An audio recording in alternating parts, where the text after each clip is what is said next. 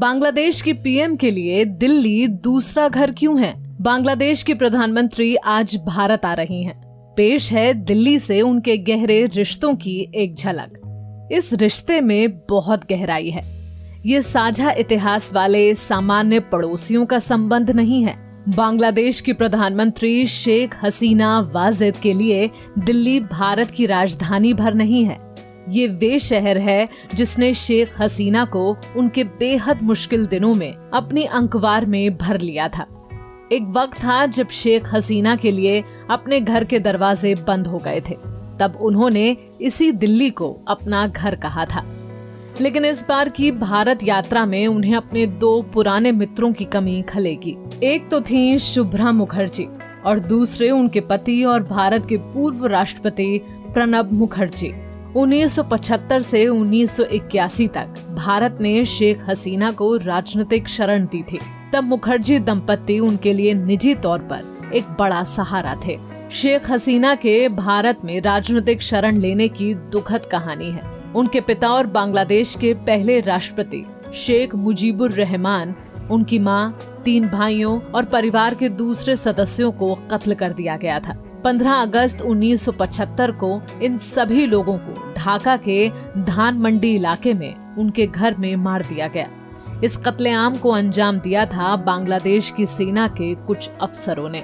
शेख हसीना बच गईं क्योंकि उस वक्त वे अपने वैज्ञानिक पति M.A. वाजिद मियां और बच्चों के साथ जर्मनी में थी।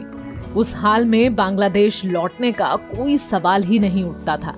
तब अमेरिका को चुनौती देकर बांग्लादेश बनाने वाली भारत की प्रधानमंत्री इंदिरा गांधी ने एक बार फिर हाथ बढ़ाया। उन्होंने शेख हसीना को भारत में शरण दी। इंदिरा ने एक पड़ोसी और एक दोस्त का फर्ज निभाया।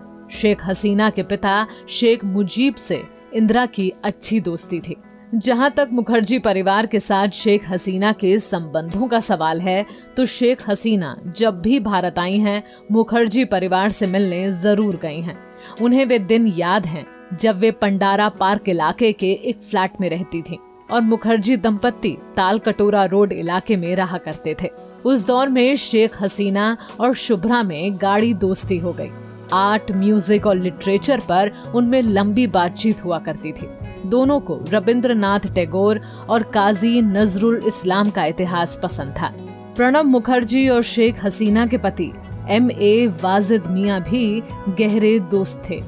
वाजिद का भी इंतकाल हो चुका है। वे न्यूक्लियर साइंटिस्ट थे। उन्होंने भारत में एटॉमिक एनर्जी कमीशन में रिसर्च भी किया था। वरिष्ठ पत्रकार मनमोहन शर्मा बताते हैं, दिल्ली में उन दिनों हसीना ने ऑल इंडिया रेडियो की बांग्ला सर्विस में भी काम किया था। वे शांत दिखती थी। उनके पिता बांग्लादेश के संस्थापक थे, लेकिन वे राजनीतिक बातों से लगभग दूर ही रहती थी। मैंने उन्हें AIR बिल्डिंग में देखा था। वहाँ वे नियमित तौर पर जाती थी। दिल्ली में शेख हसीना 1981 तक रहीं। वे पहले 56 रिंग रोड लाजपत नगर 3 में रहीं और उसके बाद पंडारा पार्क इलाके में। लाजपत नगर वाली बिल्डिंग दरअसल बांग्लादेश का उच्चायोग था। करीब 20 साल बाद चाणक्यपुरी में बांग्लादेश ने अपनी बिल्डिंग बनाई। जाने माने real estate consultant Anil Makhijani बताते हैं, मुझे अच्छी तरह याद है कि लाजपत नगर में बांग्लादेश हाई कमीशन हुआ करता था। मिशन के अधिकतर staffer Lajpat Nagar, defence colony और साउथ दिल्ली की कॉलोनियों में रहा करते थे। मुखर्जी और हसीना परिवार के रिश्ते इतने गहरे थे कि दोनों के बच्चे भी एक साथ पले बढ़े। हसीना के 2 बच्चे सजीब वाजिद जॉय और साइमा वाजिद पुतूल के साथ शुभ्रा मुखर्जी के बच्चे शर्मिष्ठा, अभिजीत और इंद्रजीत खेलते कूदते थे। साइमा और शर्मिष्ठा में अब भी गहरी दोस्ती है। साइमा अब कनाडा में रहती हैं और सजीब अमेरिका में सेटल हो गए हैं। सजीब ने नैनीताल के सेंट जोसेफ कॉलेज और तमिलनाडु के कोडिकनाल इंटरनेशनल स्कूल में पढ़ाई की है। बैंगलोर यूनिवर्सिटी में उन्होंने कंप्यूटर साइंस की पढ़ाई की।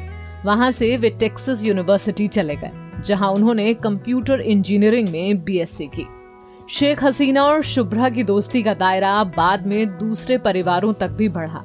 हसीना की छोटी बहन शेख रेहाना भी मुखर्जी परिवार के काफी करीब हैं। शेख हसीना के दिल्ली से जाने के बाद भी मुखर्जी परिवार और शुभ्रा से उनका नाता बना रहा। शेख हसीना जब साल 2010 में दिल्ली आई थी तो उस वक्त सारे प्रोटोकॉल किनारे करते हुए वे शुभ्रा के तालकटोरा रोड वाले घर गई थी। और जब 2015 में शुभ्रा का निधन हुआ तो अपनी दोस्त को अंतिम विदाई देने के लिए शेख हसीना अपनी बेटी साइमा के साथ आई थी। तब इंदिरा गांधी इंटरनेशनल एयरपोर्ट पर शर्मिष्ठा मुखर्जी ने शेख हसीना को रिसीव किया था। हिंदुस्तान फुटबॉल क्लब के प्रेसिडेंट रहे D.K. बोस पंडारा पार्क में शेख हसीना से कुछ मुलाकातों को याद करते हुए बताते थे कि जब वे दिल्ली में थीं तो उनकी पार्टी के नेता उनसे मिलने आया करते थे। वे उन्हें आवामी लीग की कमान संभालने के लिए समझाते थे। तब वे कुछ खास दिलचस्पी नहीं दिखाती थी। दिल्ली में रहते हुए ही उन्हें आवामी लीग का अध्यक्ष चुना गया था। A.L. खातिब दिल्ली में हसीना के असिस्टेंट हुआ करते थे। बाद में उन्होंने एक किताब लिखी, हु किल्ड मुजीब। इसे अब भी मुजीब और उनके परिवार की हत्या के सबसे प्रामाणिक ब्यौरे वाली किताब माना जाता है। दिल्ली के हसीना के दिल के इतने करीब होने की एक और वजह भी है। साल 2017 में भारत सरकार ने उनके पिता के नाम पर नई दिल्ली की एक प्रमुख सड़क का नामकरण किया था। बंग बंधु शेख मुजीब रोड सेंट्रल दिल्ली में राम मनोहर लोहिया अस्पताल के पास है। पहले इसे पार्क स्ट्रीट कहा जाता था। प्रधानमंत्री नरेंद्र मोदी ने कहा था, बंग बंधु शेख मुजीबुर रहमान भारत के सच्चे मित्र थे और कद्दावर नेता थे। बांग्लादेश के संस्थापक के सम्मान में हमारी राजधानी में एक प्रमुख सड़क का नामकरण उनके नाम पर किया गया है। 1975 से 1981 तक शेख हसीना दिल्ली में रही। उस दौर के बाद अब तक दिल्ली और भारत काफी बदल चुके हैं, लेकिन उन दिनों की याद कौन मिटा सकता है जब दिल्ली ही उनका ठिकाना थी। एक बार फिर वे अपने उसी घर में आई हैं।